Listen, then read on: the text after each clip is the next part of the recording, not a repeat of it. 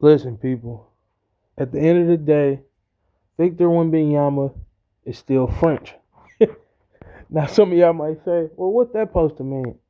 Well, what that means is he's still French. The last French guy, the last French basketball player to be dominant was Tony Parker. The last French basketball player, NBA basketball player, to actually make a difference was Tony Parker. And until Victor Wembanyama can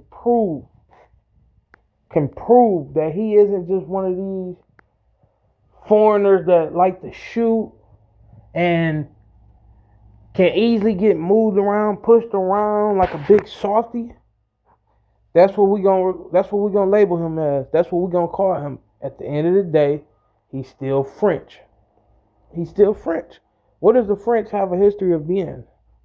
The French have a history of being cowards, soft, losers, scaredy cats. And at the end of the day, I'm not saying that's what Victor Wembanyama is, but that's what the French are known for being. And until he wins the NBA championship, that's what he's gonna be known as.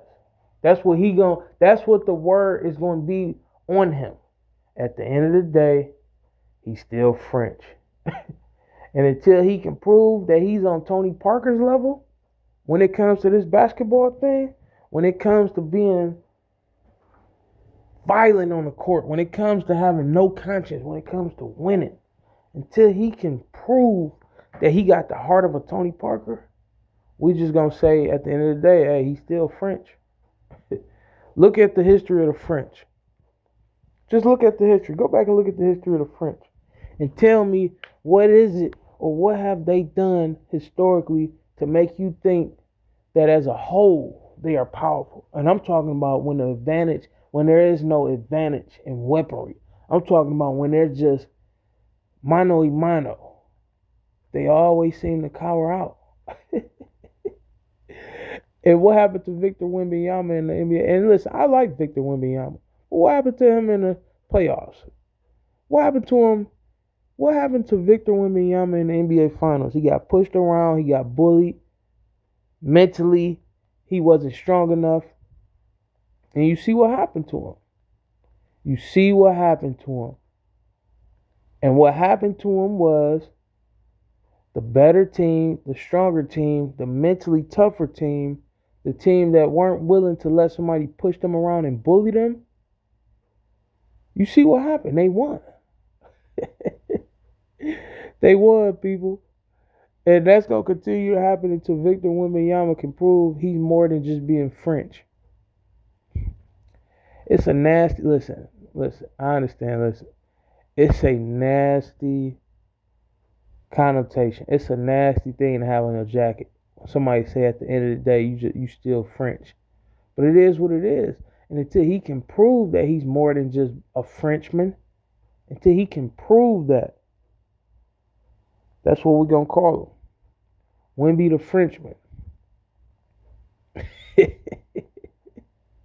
Listen, man, he did good. Listen, this is his, his third year? Yeah, this is his third year, I think.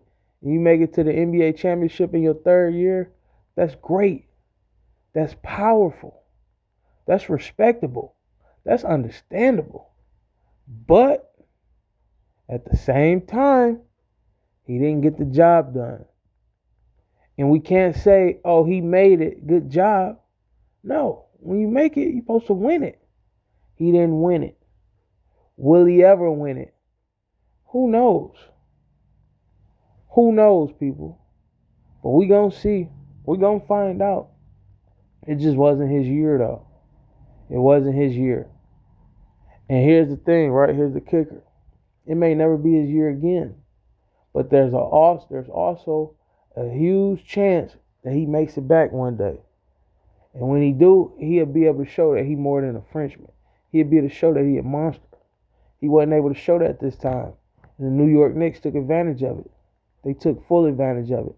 They took full advantage of him not being what he needs to be. And that's a monster. And until he can prove that, until he can prove he's a monster out there on that court, and he can't be pushed around and bullied, we gonna say at the end of the day, He's still a Frenchman. And that's what it is.